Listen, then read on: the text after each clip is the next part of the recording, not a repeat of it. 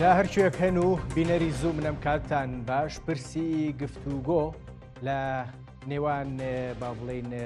لە باکووری کوردستان و تورکیا لە نێوان شاندەکەی دەمپارتی و بەڕێزۆجەلان بەردەوامە. هەفتەی ڕابردوو بوو شاندەکە چوونەوە دووەم سەردانیان بوو چوون بۆ لای بەڕێزۆجەلان. پێم وابێت دوێنێ هەندێک وردەکاری زیاتر لەبارەی کۆبوونەوە و گفتوگۆکانی دووەمی ئیمرالی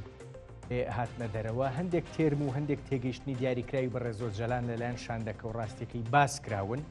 قسەی تازەن زیاتر ڕۆچۆتە ناو پرسی گفتوگۆ و چارەسەریەوە. بۆ نمونە داوای با بڵێن ڕەخساندنی هەلومەرجی سەرخستنی ئەم خەباتەی کردووە. دەڵێ کۆمەڵێک پێشمەرج هەن بە دڵنیاییەوە دەبێت بڕەخسێنرێن بۆەوەی ئێمە قسێکی دیاریکراو لەبارەی ئەگەری گەیشتن بە چارەسەر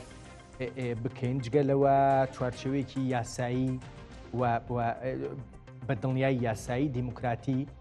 بۆ پرۆسەکە بێنرێتە ئارا کە زیاتر پێم وابێ مەبەستی دەست و پەنجە نەرمکردنی پەرلەمانی تورکیا لەگەڵ ئەم پرسە. ئەمە جگەلەوەی قوڵتر سەیری مەسەلەکی کردووە، جۆرێک باسی لە ئاشتی کۆمەڵاتیش کردووە، چارەسەریکی کۆمەڵاتی کە ئەمە بە دڵنیاییەوە تێگەیشتێکی قوڵترە بۆ پرسی کورد لە تورکیا.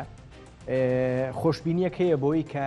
نزیکی با بڵێن لە 15 یان دواتر هەتا دەگەینە نەورۆز پێش نەورۆز پامێکی گرنگ لەلایەن ئۆجەلانەوە بگا. پامە گرنگەکە چییە بێ یان نایان ئەم خۆشببینیە لە شوێنی خۆیەتی یان هێشتان زۆر شدماوە تورکیا و با بڵێن کورد لە باکووری کوردستان و تورکیا لەگەڵ دەوڵەتی تورکی و هەموو ئەوانەی دیکەش کە لە چوارچێ پرۆسەی گفتوگۆیە قسە و گفتوگۆکەن زۆریان ماوە بگەن بەوەی کە ئێمە لە مانگی دویان لە مانگی سێ قسێکی گەورە بنەڕەتی لە ئۆجەلانەوە ببیستین. بە دڵنیاییەوە هەموو ئەمانە پەیوەستن بە گۆڕانکاریەکانی ناوچەکە و هاتنە سەرکاری دۆناڵد ترەمپ کابینە نوێەکەی دەست و پەیوەندەکانی وەزیرەکانی کە با بڵێنی تر وردە وردەوە سوێندی یاسایی دەخۆن و بە دڵنیاییەوە سیاسەتی دەرەوەی حکوومەتەکەی دۆناڵد ترەمپ بەخۆی و بەوانیش ئیتر وردە وردە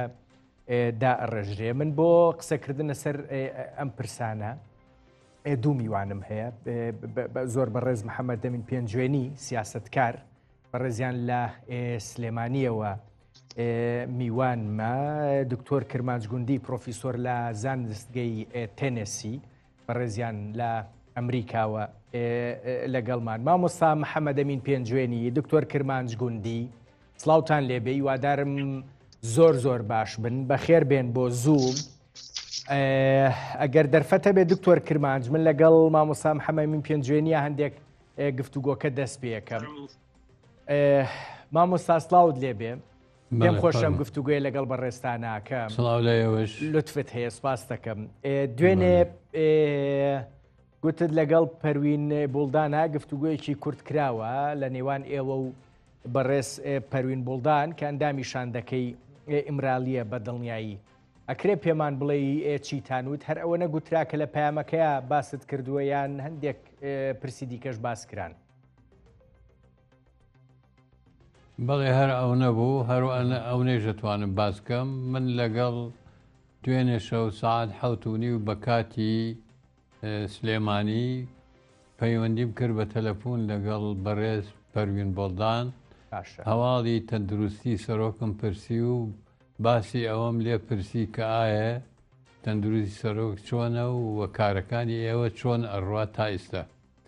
لە وەڵاما وتی تەندروستی سەرۆک باشە، بە مۆراڵێکی بەرزەوە خەریکی کارکردنە شەو ڕۆژ، ئەوێ ئەو پرۆسەیە کە هەیە بێ بە پرۆسەیەکی ئاشتی حقیقی بۆ چارەسەری کێشەی کورد بە شێوەیەکی یاسایی و قانونی لە پەرلەمانی تورکیا. هەر بۆ ئەوەیش بووە کە ئەو جاری پێشووتر سەردانی پێشوو بەڕێز ئۆجەلان ئەم شاندەی تەکلیف کرد بۆ ئەوەی بچن پارتەکانی ناو تورکیا، ئەوەی کە لە دەسەڵاتە بەشدارە، ئەوەی لە حکوومەتە بەشدارە و ئەوەی کە ئۆپۆزیسیۆنە، هەمویان ببینن باسی ئەوە بکەن کە بە شێوەیەک بە چ میکانیزمێکی زانستی بە شێوەیەکی ئاشتی دیالۆگ چارەسەری کێشەی کورد و کێشەی شەڕی گریلە لەگەڵ دەوڵەتی کورد کە ماوەی ئەوە ساڵە شەڕ هەیە. ئایا ئەم کێشەیە بە شەر چارەسەرە بێ یان بە دیالۆک و بە ئاشتی؟ ئەمە پرسیارێک بوو، جوابەکەی بەو شێوەیە داوایەوە کە وتی سەرۆک شەو ڕۆژ خەریکە زیاتر ڕێگە چارە و ڕێگەی تازە بدۆزێتەوە کە دەوڵەتی تورک و میلەتی تورک ئیقناع بکەن بە شێوەیەکی ئاشتی چارەسەر بکەن لە ڕێگەی پەرلەمانەوە. ئەمە پرسیارێک بوو. پرسیارێکی ترێژ لە وەڵاما لێم پرسی برادەرانی قەندیل تا ئێستا ئەڵێن ئێمە ئاگاداری چوونیەتی ئەو پرۆسەیە نین کە دەوڵەتی تورک لەگەڵ ئیمرالیا خەریکن چارەسەریە بۆ کێشەی کورد بدۆزنەوە. لە وەڵاما وتی بەم نزیکانە سەرۆک بەنامە وەکو راپۆرتێکی گەورە ئەنێرێ بۆ قەندیل و ئاگاداریانەکە لە هەموو ئەو ئیشانەی کراوە و لە چوونیەتی دەستپێکردنی پرۆسەکە و چۆن لە ڕێگەی قانون و پەرلەمانەوە کۆتایی پێ. لە پرسیارێکی تریش وتم ئیتر ئێوە چیەکەن دوای ئەم سەردانە؟ وتی ئێمە سەرۆک تەکلیفی کردوین ئەوشاندا کە گەڕێکی تر بکەین بۆ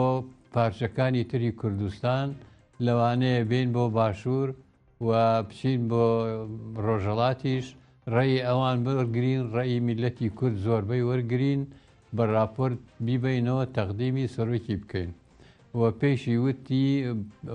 پەریون وتی پێشی وتوین کە چوون بۆ باشوور سەردانی پێنجوێنی بکەن و ڕێی ئەوی زۆر بگرن. من ئەوەم زۆر پێ خۆش بوو و زۆر خۆشم ئامادە کردووە کە ئەوان هاتن چۆن قسەیان لەگەڵا بکەم بەنسبەت ئەوە تایبەتیە بەنسبەت بنەوە. باش گفتوگۆکەمان بە تەلەفۆن تا ئەم حەدە بوو و لێرە کۆتایی بە گفتوگۆکەمان هات. باشە بەڕێز پێنجوێنی یعنی ئێستا ئێمە لە بەردەم کارکتەرێکین باس لە بەڕێز ئۆجالانەکەم کە هەم لە تەواوی قودرەتی هیزری خۆیەتی هێشتان سەرڕای ئەو چەند ساڵە لە زیندان و گۆشەگیری و بە دڵنیاییەوە بە حکمی با بڵێن هەڵکشانی تەمەنیشی، بەڵام هێشتان قودرەتی ئەوەی ماوە گەر بە قسەکانی بەڕێز بوڵدان بێ بە تەواوی توانە هزریەکانی خۆیەوە خەریکی پرۆسەیەکی لەم شێوەیە کە کرێناوی بنین پرۆسەی گفتوگۆ، بەڵام ئێوێ بیپەڕێنێتەوە بۆ پرۆسەی ئاشتی. ئەمە یەک. دوو، بۆ دەرکەوت کە بەڕاستی پێشهاتەکانی ئەم چەند ساڵەی ڕابردووی بە تەواوەتی پێگەیشتووە بە ڕێز ئۆجەلان، چونکە زانین گۆشەگیریەکی لەسەر بوو بۆ ماوەی نزیکەی 44 مانگ. وتی ئێمە 4 سەعات مۆڵەتمان هەبووە، ئێمە چەند سەعاتێک باسی ئەو گۆڕانکاریانەی کە لە ڕۆژهەڵات و لە کوردستان و لە تورکیا ڕووی داون و ئەگەری ڕوودانی هەیە باسی ئەوەمان کردووە و باسی وەزعی جیهانیمان کردو، باسی ئەو پرۆژانیشمان کردووە کە بۆ چارەسەری مەسلەی کورد لە گۆڕێیە لەسەر ساحەی سیاسی ئەوروپی و عەرەبی و ڕۆژهەڵاتی ناوەڕاست. یعنی بە مەعنا تێگەیانم کە بەڕێز ئۆجەلان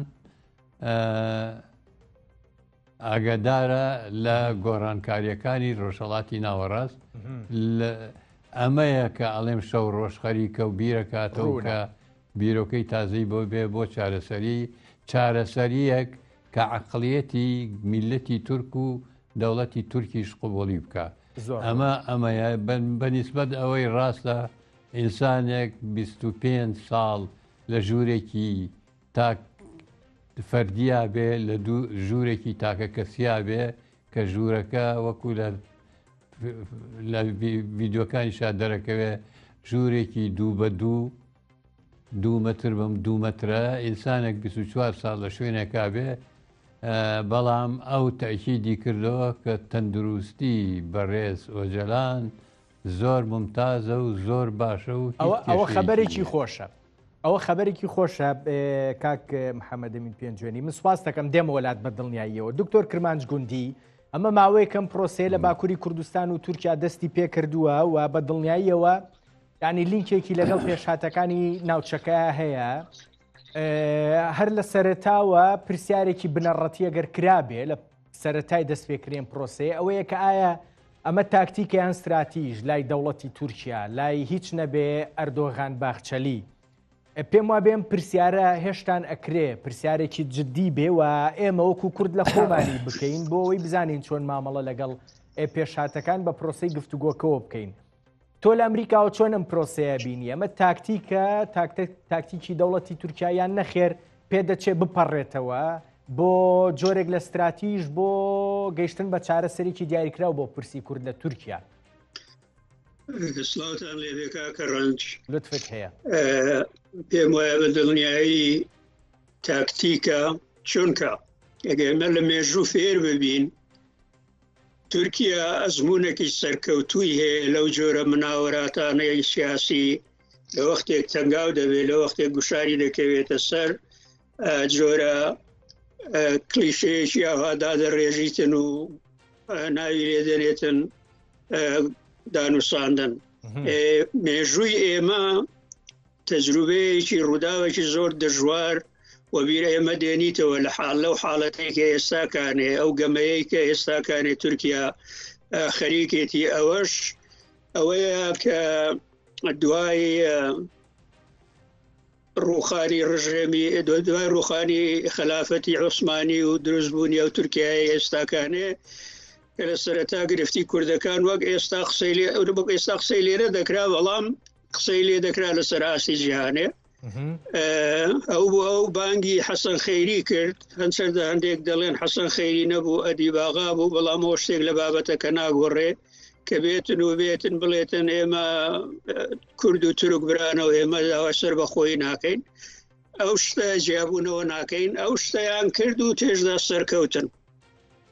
ئەو جارەی ئەو هەنگاوەی ئێستای ئەردۆغان و باخچەلی کە عەبدوڵڵا ئۆجەلان بێتن لە پەرلەمان تۆ بزانێ هەمان شتە وەکو دەیبینی خەیریان باکرد بۆ پەرلەمان عەبدوڵڵا ئۆجەلان بانکەن بۆ پەرلەمان بڵێتن ئێمە ئیتر بە ئارەزووی داخوازیەکانی تورک قسە بکاتن و کە قەندیل چەکدا بنێتن و ڕۆژاوا چەکدا بنێتن حتا ئێستا خۆشبەختانە ڕێزدار ئۆجەلان ئەو شتەی ڕەت کردیتەوە چونکە مرۆڤێکە لە منتەلەقەکی مێژوو لە ڕوانگەیەکی مێژووی ئەو بزاوەیە نوێیەی باکووری کوردستانەی سەرپێ خستیە هەتا ئێستا زۆر کەرامەتمەندانە لە زیندانێ داکۆکی لە مافی میلەتەکەی خۆی کردیەتە ماوەک لەوە پێش گوتبووی ئەگەر دەرگەشم لێ بکەنەوە ئەمن ناسمە دەرێ هەتا مافەکانی میلەتی من چارەسەر نەکرێتن لێرانە دەمەوێت ئاماژە بە هەندێک فەرمودەی جەنابی مامۆستا محەممەد ئەمین پێنجوێنی بکەم لەوارەی ئەو ڕاستپاردەیە کە گوایە ڕێزدار ئۆجەلان بە شاندەکەی گوتووە ێک لەوانە ئەول بداتن بیرۆکەیەک ببینیتەوە بۆ قانعکردنی میلەتی تورکیایە و دەوڵەتی تورکیایە و ڕایگیری خەڵکی کوردستانیش بکرێتن لە بەشەکانی دیکەی مەملەکەت ئەوانە هەموو شتێکی جوانن شتایەکی هەنگاوگەلێکی دیموکراتیکن بەڵام ئەمر پێم وایە لەو حاڵەتە ئێمەی کورد دەبێ دانووساندن گفتوگۆی پرۆفێشناڵ بکەین professional negotiations کە مەرجەکان دەبێ دابین بکرێن پێش ئەوەی هەنگاوی تر هەڵبهێنرێتن مەرجەکانیش لە لای کوردان نییە لە لای تورکیایە ئێمە دەبێ بۆ ئەوەی ئەو زەمینە سازیە بکرێتن میلەتی تورک هەڵوێستی بگۆڕدرێتن دەبێ شاندی کوردی لە پەرلەمان کورد بە گشتی لە هەر بەشی کورد لە هەر چار بەشی کوردستانی بە تایبەتی باکوور کە دەنگیان زەلالترە لە پەرلەمانی تورکیایە داوای گۆڕینی دەستوری تورکیایە بکەن بۆ ئەوەی ئەو زەمینەیە بێتە پێش کە عەبدوڵڵا ئۆجەلان بە هەنگاو بە چۆکێکی ئەستورتر بە باوەڕێکی بەرزتر لە تورکیایە بێتن قسە لە یەکسانی کورد و تورک بکاتن نەک برایەتی کورد و تورک هیچ وەختە کوردی بە برای خۆی نەزانێ ئێستاش لەگەڵ دابی بەو گۆتە هەڵخەڵە تێنەرانەی ئەردۆغانێ و باخچەلی کە دێن دەڵێن ئەگەر تورکە کوردی خۆشنەوێ تورک نییە و کوردێک تورکی خۆشنەوێ کوردیەوان هەموو قسەی بێ برەمانە میلەتی مە گوێی پڕە لەو قسە بێ منەمایانە جار ڕاستیەکەی لەو نێوەندەشا دکتۆر کرمانجێ گوندی ینی هەم بڵێن شاندەکە لە زاری بە ڕێزۆجەلانەوە شتێکیان وتووە ئەمەیان گرنگە ڕێک ئەوەیە کە تۆ داوایەکەی ئەویش ئەڵێ بۆ ئەوەی کە چارەسەری بە شێوەیەکی چالاک پێک بێ دروست ببێ دەبێت بە زووترین کات هەلومەرجەکانی ئەم خەباتە بڕەخسێ هەلومەرجەکانی ئەم گفتوگوۆیە بڕەخسێ ئەمە ڕێک ئەوەیە کە بەڕێستان باسیەکەن دقیقاً کاکە ڕەنج لە یەک حاڵەت ئەو هەلومەرجە دەرەخسێتن کە دەستور گۆڕانکاری تێدا بکرێتن ئەوەجا ڕێک لەویاشە ئەم جارە ئۆجەلان داوای کردووە هەر لە یەکەم گفتوگۆیە لە یەکەم سەردانە بۆی کە پەرلەمان لایەنەکانی ئۆپۆسیۆن هەمویان بێنە سەرخەت لەم گفتوگوانەیە بەشداری بکەن کاتێ باسی پەرلەمانیشەکەی بە دڵنیاییەوە مەبەست لە قەوانینە یاسایە بە کاکە ڕەنج عەبدوڵڵا ئۆجەلان هەتا ئێستاکانێ زۆر جوان ڕێبەرایەتی و میلەتەی کردێت بە تایبەتی لە باکوور ئەو دەبێتن ڕاشکاوانە پێیان بڵێ نەک هەلومەرج بچارخێنی هەلومەرج کۆمەڵێک مانا دەگریتەوە دەبێت پێیان بڵێ ڕاستەوە خۆ لە وەختێک دەڵێ ئەو هەلومەرجە دەبێ بڕەخسێندرێتن کاری لەبۆ بکەین و دەبێ بشلێتن تەنیا سەرچاوەیەک کە دەتوانێتن ئەو هەلومەرجە بڕەخسێنێتن گۆڕانکاری لە دەستوری تورکیا هەیە ئەویش لەسەر بنەمای یەکسانی ئەو شتە دەبێ بەوان بگوترێتن نەک جارێک 2 جار و 10 جار و 100 جاریش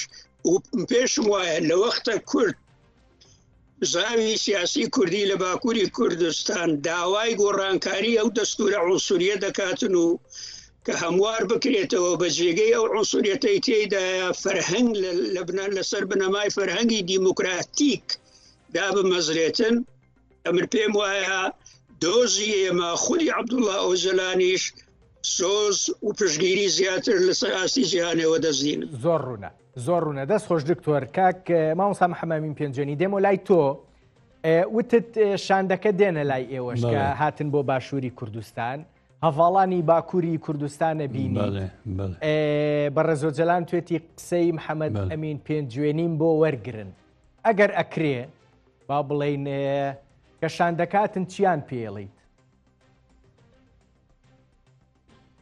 والله ئەوە ئەڵێ لێکولی حادیثین حەدیث هێشتا شاندەکە نهاتووە ئایا نازانم ڕێگە درێ بێن و ئەو دیدارانەی کە لە ناو تورکیا کردیان ئەتوانن لە باشوور و لە ڕۆژهەڵات بیکەن ئەمە لە ڕۆژاوا عفو بیکەن ئەوە نازانم چۆن ئەوێ و چی ئەبێ منیش بەشی خۆم بە گوێرەی معلوماتی متەوازایی خۆم لەسەر سیاسەتی تورک و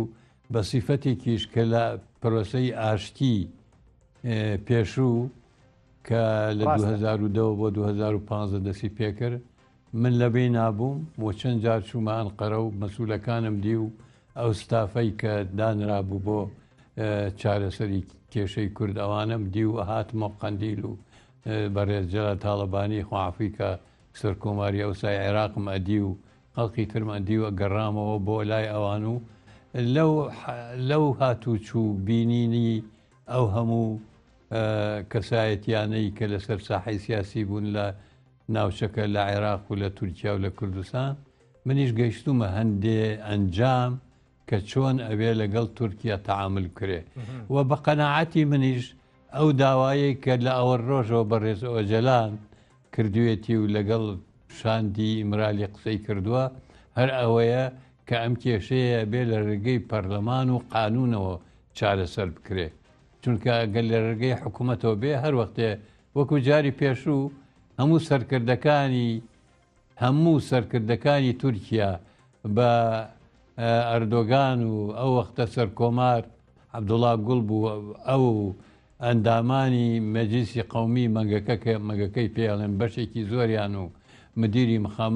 مخابرات و مدیری استیخبارات و یعنی هەموو دەستگای ئەمنی و عەسکەری و هەوڵگریەکان ئاگایان لێبوو تا پرۆسەکە ڕۆیشت گەیشتە گەیشتە بەیانی دۆڵمە باخچە کە 11 خاڵ بوو خوێنرایەوە. دوایی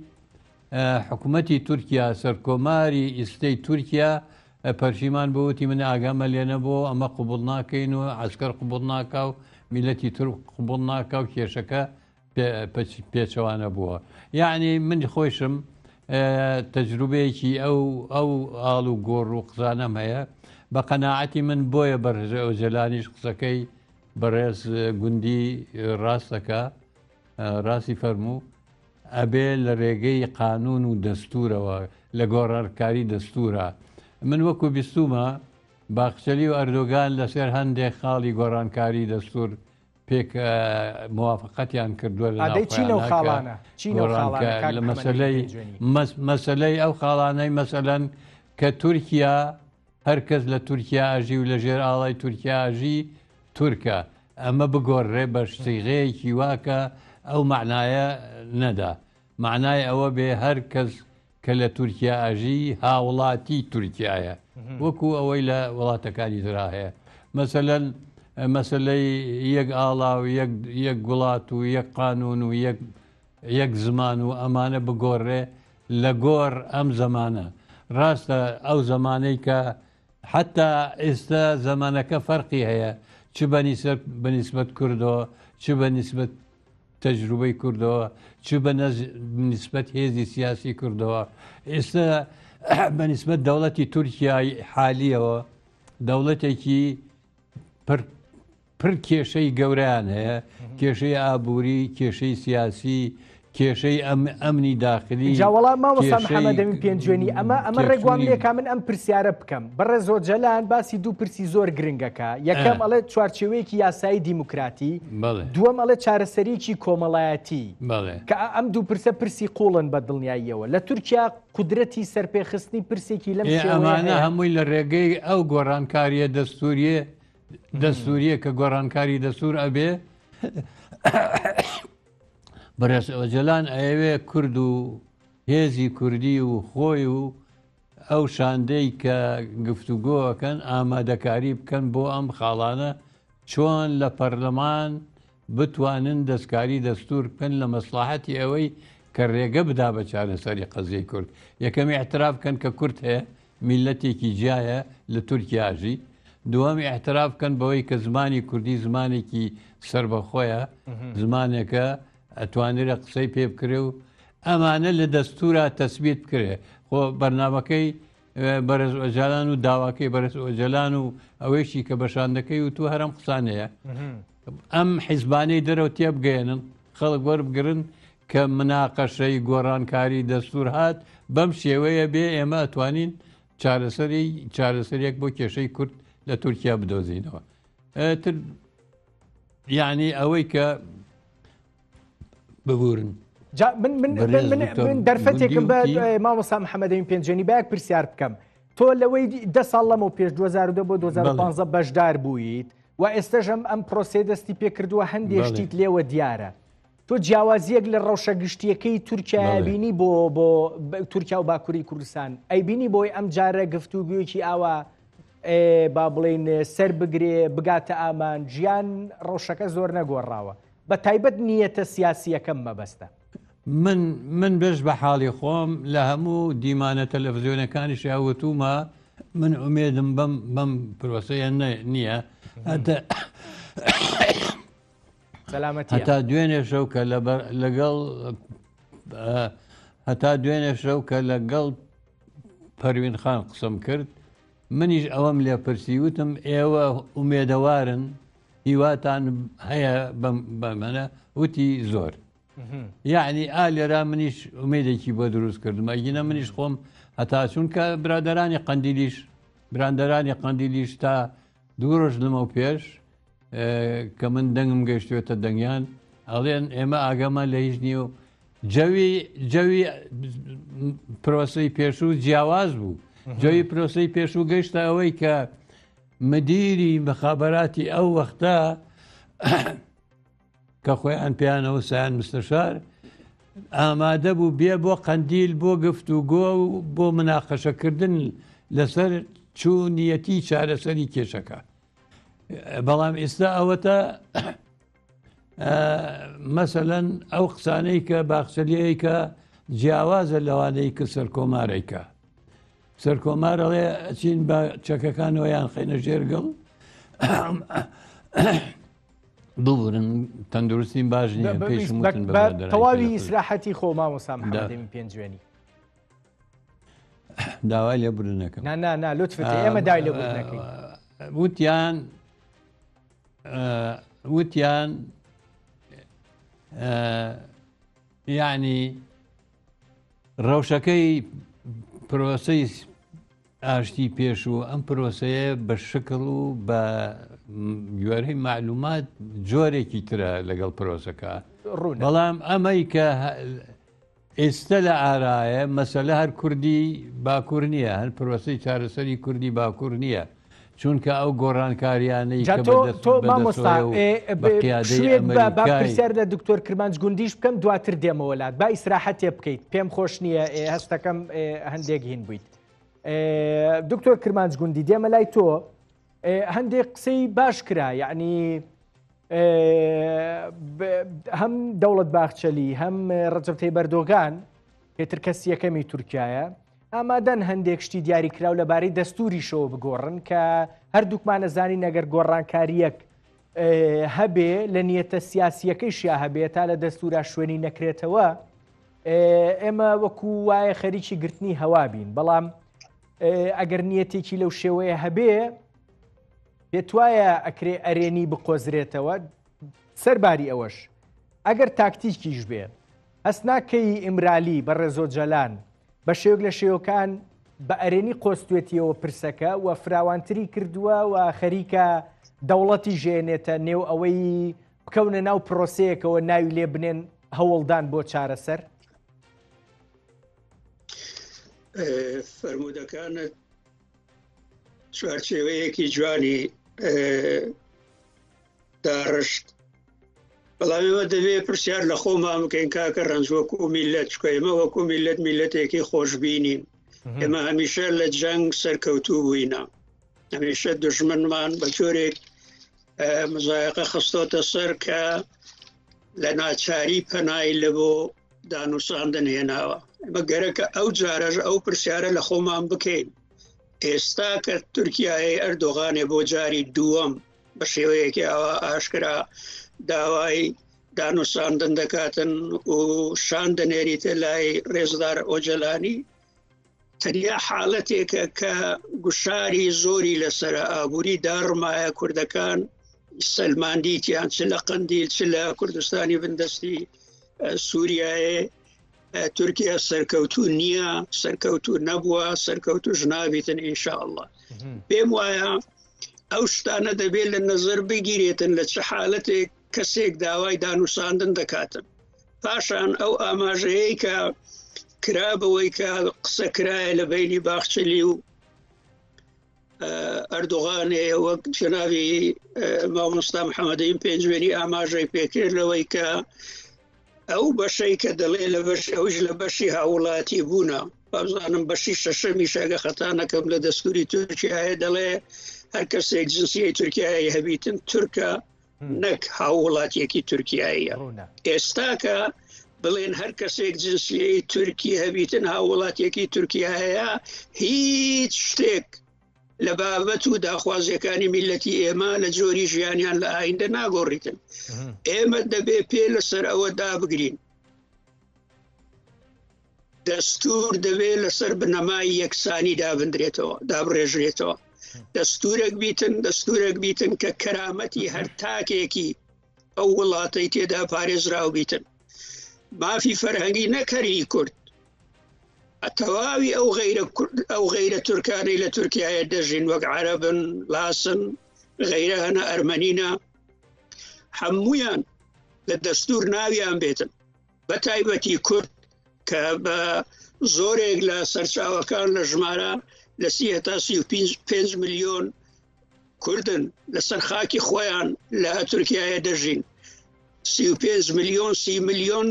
کەمەنەتەوە نینە بە دەبێ ئەو شتانە ڕەتکەینەوە و ئەگەر ئێستاش لەو هەلەی هاتۆتە پێش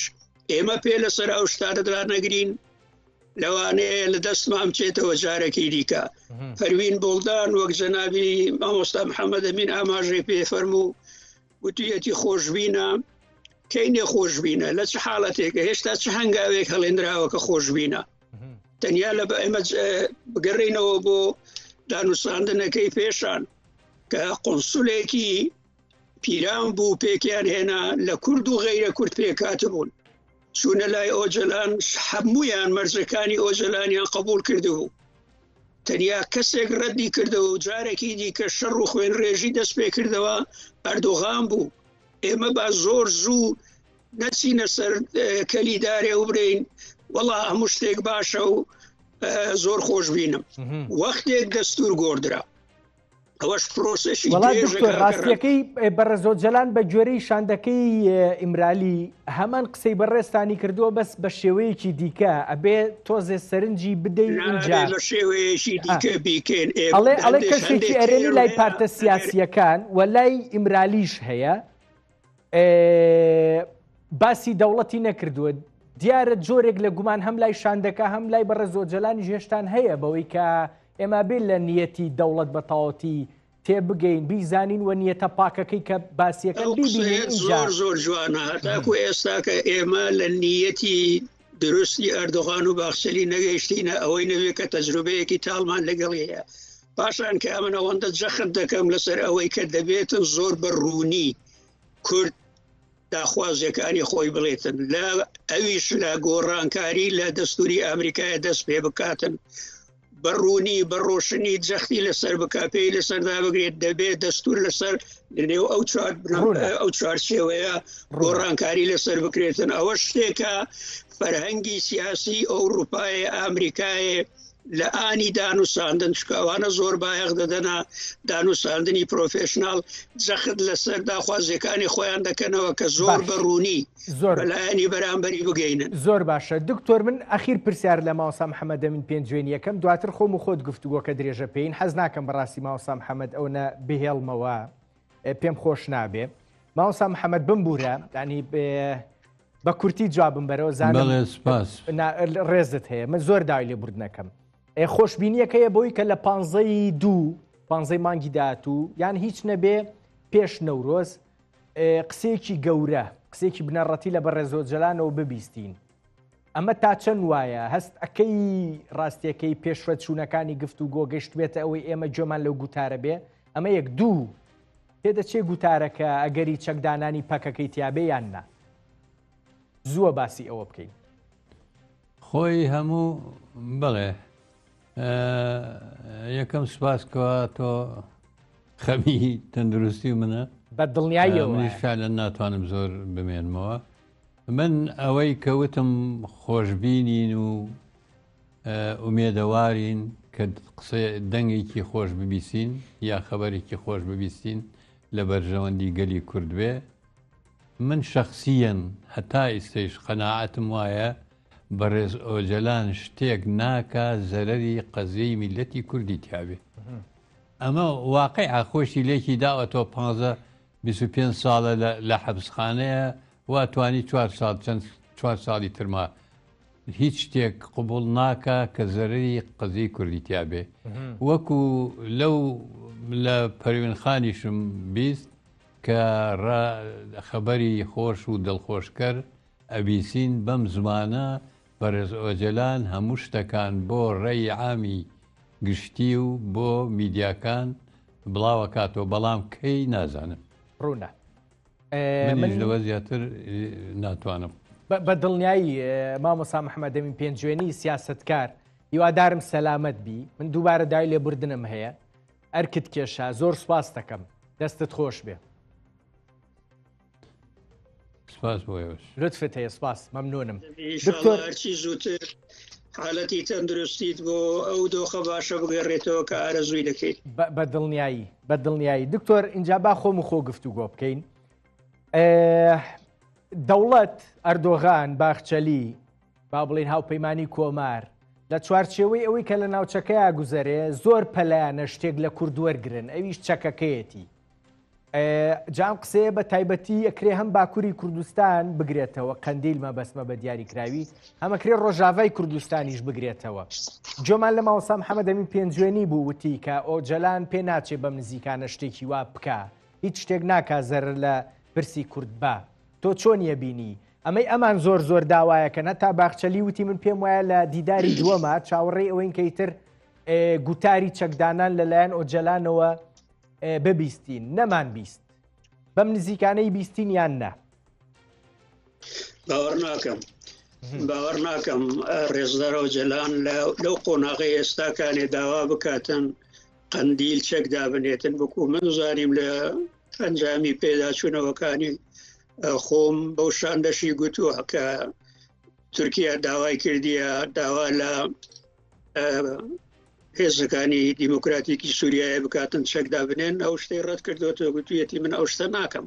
پاشان لێرانە شتێکی زۆر گرینگەیەکە کە ڕەنجەکە دەوێت سەرنجی پێ بدەیت بۆ تورکیا بۆ ئەردۆغان و باخچەلی تەرکیز لەسەر جەخت لەسەر داڕمانی چەک دەکەن لە قەندیل و لە کوردستانی بەندەستی سووریایە ئەگەر نیەتیان پاگژە کورد لە خۆشی چەکی هەڵ نەگرتووە کورد لە ئەنجامی ئەو دەستورە عنسوریەی تورکیایە کە ئینکاری وجودی کردیە بە تورکی نووسیە ئەسەن وێرانی کردیە چەکی هەڵگرتیە تەنیا لە بۆ وەرگرتنەوەی تەسکەرەی نیشتیمانی خۆی نەتەوەیی خۆی ئەوانە ئەگەر بەڕاستی نیەتیان پاگژە با لە قۆناغی یەکەمیان لە پێدانانی کوردان نەبیتن چونکە ئەوە ناکرێتن هیچ لایەنێک چ کورد و تورک کە لەو دانووساندنە لەو پرۆسسە بەشدارن حتا ئەگەر ئەو جۆرە باسە بدەیە خەسی لایەنی سێەمیش دەڵێتن تورکیا نیەتی باش نییە تورکیا ئەگەر نیەتی باشە وەک ئاماژەمان پێکرد کاکە ڕەنج بابێتن لە دەستور ئەو گۆڕانکاریانە بکاتن کە میلەتی کورد و تورک تەواوی ئەوانەی دیکەی غەیرە تورک یەکسانن و مافەکانیان مافی فەرهەنگیان مافی زمانیان مافی مێژوویان پارێزراو دەبیت و ڕێزی لێ دەگیرێ ئەو وەختە کورد چ مەرگیەتی چ نەخۆشیەکی هەیە لە چیا بمێنێتەوە و درێژە بە شەڕ بداتن بابێن ئەوان شتەکەی ئەو ئەرکەی لە سەریانە دوایێ وەکو جارێکی دیکەش ئاماژەی پێ بکەمەوە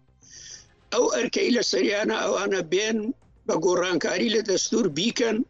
ئەو هەلوو مەرجە لە پەرلەمان بڕەخسێنن سەرەتا ئەو بەحسە دەبێت لە پەرلەمان بکرێتن تەسویبی لەسەر بکرێتن ئەو خاڵانەی کە گرینگە و بۆتە هۆی ئەوەی کە کورد و تورک ئاوا لە بەرامبەر یەکتری ڕاوەستن ئەو خاڵانە هەموار بکرێنەوە ئەو بەندانە هەموار بکرێنەوە بە جێگەی ئەوەی کورد و جوودی نییە کورد و تورک و غەیرە تورک دیسان دەڵێن نەک برانە برایەتی واز لێ بینی شتێکی عاتیفیەشتی سۆزدارە یەکسانن لە تەواوی بوون و نەبوونی تورکیا زۆر ڕوونە دکتۆر کرمانچ پێتوانیە هەرچۆنێک سەیری مەسەلەن داواکاری و گوتار و قسەکانی هاوپەیمانی دەوڵەتەکەی هەم ئەردۆغان هەم باخچەلی و بەگشتی کەیترەکرێ مەسەلەن ئەردۆغان خودی ئەردۆغان خۆی نوێنەرایەتی گوتاری دەوڵەتی تورکی بکە سەر لە چارەسەر دەرناکە با بڵێن گوتارەکان سەر بە تێگەشتنی چارەسەر نین ئەوەندەی سەر بەوەن ئەم قۆناغی ئێستەی ناوچەکە کە تێی کەوتووە و پێدەچێت لە هەندێک شوێنە بە تایبەت لە سووریا بە خزمەت کورد بشکێتەوە ئەم قۆناغە تێپەڕێنن دوای ئەوە عەرە بەڵێ عادەت حەلیمەیدا ئیلا عادەتی القەدیمە هەموو شتەکان وەکو خۆیان لێبێتەوە قسەکە زۆر دروستە لەوەی کە قسەکانی عەبدوڵڵا ئۆجەلانی بێسەر و بەرن تێک ناکەنەوە یەکیان بە شیرازەیە کەشێکێکی دیان لە شیرازەکی دیکەدا سەر دەردێنیتن هۆکارەکەی ئەوەیە نیەتی ئەو زەلامە پاک نییە دەنا وەک ئاماژەم پێکرد بابێتن هەنگاوێکی باشە لێنێتن دوای دیسان تەجروبەی مێژوویمان هەیە لەگەڵ ئەو زاتە ئەو جاری یەکەم کە هاتە سەر حکمی گرتە دەست چووە دیاربەکر گوتی مشکلەی کوردی هەیە ئەو مشکلەیەش مشکلەی منە ئەمن چارەی دەکەم باشە دوایی لە ژێر هەر هۆکارێک بیتن ئەو هەڵوێستەی خۆی گۆڕی وتی ئێمە دەبێ یارمەتی هاوڵاتیانی غەیرە تورک لە ڕۆژهەڵاتی وڵات بدەین لە بۆ هەموارکردنەوەی ژیانیان پاشان ئەوەشی واز لێ هینا هاتە دەرێ گوتی کوردستان و کورد و جوودی نییە وەکو ماف ڕوونا لەو حاڵەتانە ئەو هەموو تەجروبە تاڵەمان هەبی لەگەڵەوی ناکرێتن وەفدێکی ئەندامێکی وەفدێکی ئەندامێکی بەرچاوی ئەو وەفدا هێشتا هیچ نەکرایە بڵێتن خۆشببینم خۆشببینیەکە لە قسەکانی عەبدوڵڵا ئۆجلانی دابین ناکرێتن کاکە ڕەنج ڕوونا جا دکتۆر هەر لەو لێوەندەیە هەر لەو لێوەندە بدەی کاکە ڕەنج دابینکردنی خۆشببینی و زەوینەیەکی لەبار لەلای ئەردوغانیە عەبدوڵڵا ئۆجلان ڕێزدار ئۆجلان هیچ وەختێک دەستی گفتوگۆی بەخۆی ڕانەکێشاوەتەوە هەمیشە دەستی گفتوگۆی بۆ لای تورکان ڕاکێشاوە بەبێ ئەوەی سازش لەسەر کەرامەتی خۆی و میلەتی خۆی بکاتن ئەو ڕوخسارەیوی ئەو منتیقەیوی دەبی درێژەی پێ بدێتن تەنیا کەسێکیش کە درێژە بۆ منتیق و هەڵوێستە دەداتن خودی ڕێزدار ئۆجلانە بەڵام ئەو زمینە سازیەی کە دەکرێتن ئەو دۆخەی تێدا هەموار بکرێتەوە و تورکیایەکی دیموکراتیکی تێدا دروست بکرێت کە هەموو غەیرە تورکەکان لە سەروی هەمویان کورد لەسەر ئاستی دەستوری لە نێوان دەستوری مافەکانیان بەرامبەر بێتن لەگەڵ تورک نەکەم بێتن دکتۆر کرداوەش تەنیا لە لای ئەردوغانێ دەبێ هەڵبەهێنرێتن جارڕێک لەو بارێشەوە ئەردۆغان یعنی ببوورە بەڕێزۆجەلان هەمان هۆشداریاوە بە دەوڵەتی تورکیا ئەڵێ ئەگەر نەک هەر تورکیاش باسی چارەسەری پرسی کوردی کردووە لە هەر چوار دەوڵەتەکەی کە ئێمەیان بەسەرادا بەشکراوین ئەڵێ گەرم دەوڵەتانە خۆیان پرسی کورد چارەسەر نەکەن طبعاً بەڕێزۆجەلان ئەڵێ دەوڵەتانی ئیمپریالیستی مەبەستی وڵاتانی ڕۆژاوایە بە دیاریکرایش مەبەستی ئەمریکایە ئەڵێ ئەوان چارەسەری ئەلتەرناتیڤیان پێیە و پێ ناچێ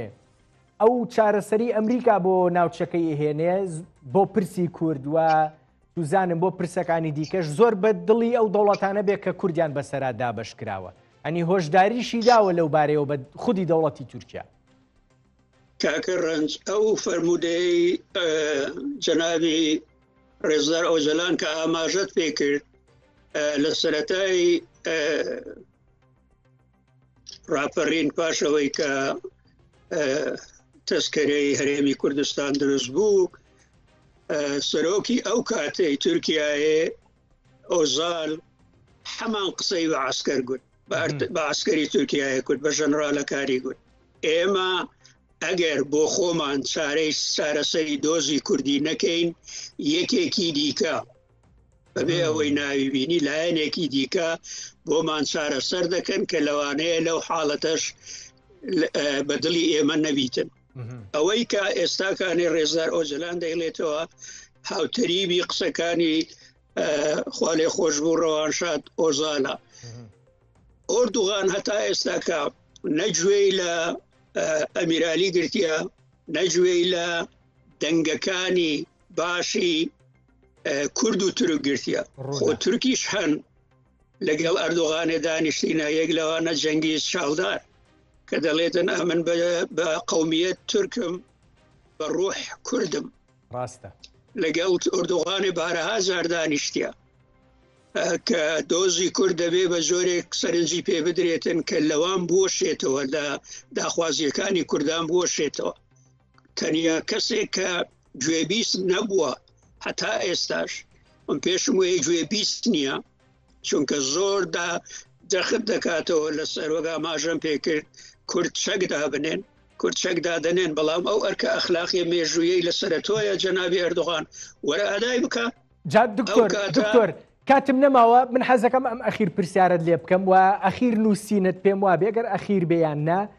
بینیم لەو بارەیەوە هەندێک پرست باس کردووە تایبەتە بە دەست بەکاربوونی مارکۆ ڕۆبیۆ وەکو وەزیری دەرەوەی ئەمریکا ئەوەی کە بەڕێزۆجەلان باسی کردو ئەگەر خۆمان چارەسەری نەکەین ئەوان دێن چارەسەرێکمان بۆکەن ئەمریکا چارەسەرێکمان بۆکە بە کورتی ئەمریکای سەردەمی ترامپم مەبەستە. ئەمن پێم وایە کاکە ڕەنج دۆزی کورد نە لە بەغدا نە لە شام نە لە ئەنکەرا نە لە تارانێ چارەی بۆ ناوە دۆزرێتن، چونکە مێنتالەتی سایکۆلۆژی سیاسی ئەو وڵاتانە سایکۆلۆژیەکی شۆڤێنیە. هەر یەک لەوانە لەوی دیکە شۆڤێنی ترن، بەڵام هەر یەک بە جۆرێک سیاسەتی تواندنەوەی کوردی دەست پێ کردیە. ئێستا تەمەشای ئێرانێ بفەرمووی دەڵێ ئێمە جیاوازیمانیە لە بینی فارس و کورد و ئازەر و ئەوانە، بەڵام تەمەشا بکە هەموو شتێک فەرهەنگ زمان مێژووی فارسی زاڵ کرایە سەپاندرایە بەسەر تەواوی قەومەکانی ئێرانێ. لەبارەی کوردەکانی زۆر زیاتر زەرێری زۆر زیاتر لە هەر سێ وڵاتەکەی دیکە زەرەری بە کوردگەیاندیە، چکە زۆر بە نەرمی دێتە پێش. لە ڕیشەمانیەکە سەلەن ئوستانی لۆڕستانی دروست کرد بەو خاکە مەزنەی کە لۆڕەکانی لێ تێدا دادەنیشن لە کوردستانی دابڕی. هەرچەندە ئێستا کە هەوڵ هەیە لە هەردوو لە کە حقیقەتی مێژووی زندی بکرێتەوە کە لڕ و کورد یەک ڕیشەیان هەیە، نابێت لە یەکتری جیا بکرێنەوە. ئێستا کاکە ڕەنج قسە لاسە لە کستان دەکاتن کە کەرمەشان و ئیلام و ئەو پانتایە گەورەیە دەگریتەوە، ئەگەر لە بۆی بچێتە سەر ئەو بەشەش وەکو ئوستانێکی جودا لە کوردستانی جودا بکاتەوە وەختی کوردستان چی تێدا دەبینێت. بەبەستی من دۆزی میلەتی ئێمە لەبەر چش دەڵێم لەو پایتەختانەدا چارەی لە بۆ ناوە دۆزرێتن، چونکە ئەو چار پایتەختە ئەو هێزانە نەبوون کە بێن یەک بگرن و وڵاتی ئێمە دابەش بکەن. ئەو سنوورانەی هەر یەک لە وڵاتانە ڕۆژئاوا دایڕێشتووە. لە دوای پەیمانی سایکس-پیکۆت ئینگلیستان و فەرەنسا ئەو نەخشانەیان داڕێشت، تورکیای ئێستایان ئاوا داڕێشتەوە، عێراق و سووریایان بەو زۆرە داڕێشتەوە. ئەو بەشەی لە بەندەستی ئێرانەیەوە لە پاش جەنگی شومی چاڵێران کە ئەو سێ بەشەی کوردستانی لە ئێرانێ جوایز کردەوە کە کاتە هەمومان بەشێک بووین لە ئیمپراتۆریەتی گەورە. ئەو بەشە لە بەندەستیان ماوەتەوە، بەڵام ئەو بەشە زۆریش گەورەتر بوو. هەمەدان قەزایەک بوو لە کەرمەشانێ فەرمووی ئێستاگە کردیتی ئۆستانێک وەکو مووسڵە زۆر بە کورتی دکتۆر کرمان بەرەکەشی هەمووی کوردە. بڵێ یەک دەقەم ماوە لە سەردەمی ترەمپاشتی ئەرێنی بۆ کوردەبینین یاننا؟ دقیقاً ئەمن باوەڕ دەکەم، چکە ئەو سێ مەرجەی کە ڕۆبیۆ داینابەوەی ئێمە هەر سیاسەتێک بکەین لەمە دوا دەبێ ئەو سێ مەرجەی تێدابیتن. یەکیان ئەو سیاسەتی ئێمە دەیکەین هێزی زیاترمان پێدەبەخشێتن، ئاسایشی نیشتیمانیمان پتەوتر دەکاتن، سەرکەوتنی زیاترمان بۆ دابین دەکاتن. وەختێک ئەو مەرجانە لەگەڵ سیاسەتی ئێستای تورکیای هەڵدەسەنگێنیتن بەوەی کە ئەردۆغان هەمیشە دژایەتی سیاسەتی ئەمریکا و ئەوروپایە کردیە، وەکو ئەندامێکی لاسار لە ناتۆ ڕەفتاری کردیە، لە خەونی زندیکردنەوەی خلافەتی عوسمانیدا لە سیاسەتی بەرفرەکردنی تورکیای دەست پێ کردیە، هەتا لە سوودانێ بنکەی سەربازی هەیە. ئەوانە هەمووی لە دژی سیاسەتی ئامریکایەنە. ئەو سێ مەرجەش هەڵسەنگێنە بەوەی کە بەو جۆرەی کە کوردەکانی کوردستانی بندستی سووریایە هەتا ئێستاکە کارەکانی خۆیان لەگەڵ ئەمریکا و هاوپەیمانان ئەنجامدایە دەسەلمێنیتن کە نەک هەر یەک لەو مەرجانە هەر سێ مەرج ئەوەی کە تورکیا داخوازیارەتی لە کوردستانی بندستی سووریایە دەپارێزرێتن. کوردستان بەگشتی هەردوو بەشی پێشم وایە ئومێد دەکەم کوردستانە دروست دەبیتەوە، هەردوو بەشی لێک دەدرێتەوە. ئەوانەی کە دژایەتی ئەو بەشیش دەکەن گەرەکە بە خۆیان دابچنەوە. قسە لەوە دەکرێتن کەرکووکیش دەگەڕێنرێتەوە ناو جەرگەی کوردستانێ، چونکە ئەمریکا و هەوپەیمانان ئەو کوردستانەی دروستی دەکەن زێتر لە بۆ بەرژەوەندی استراتیژی سیاسی عسکەری خۆیانە هەتا لە بۆ بەرژەوەندی کورد. بەڵام خۆشبەختانە ئەو جاری یەکەمە لە مێژوو بەرژەوەندی هەردوو لالەیەک لە یەک حاڵەتدا کۆ دەبیتەوە. زۆر سپاس دەکەم دکتۆر کرمانج گوندی پرۆفیسۆر لە زانستگەی تێنسی گەلێک مەمنون دەست خۆش سڵاو لە بۆ ئێوەش سەرچاوانم ڕێزت هەیە بەدوعا.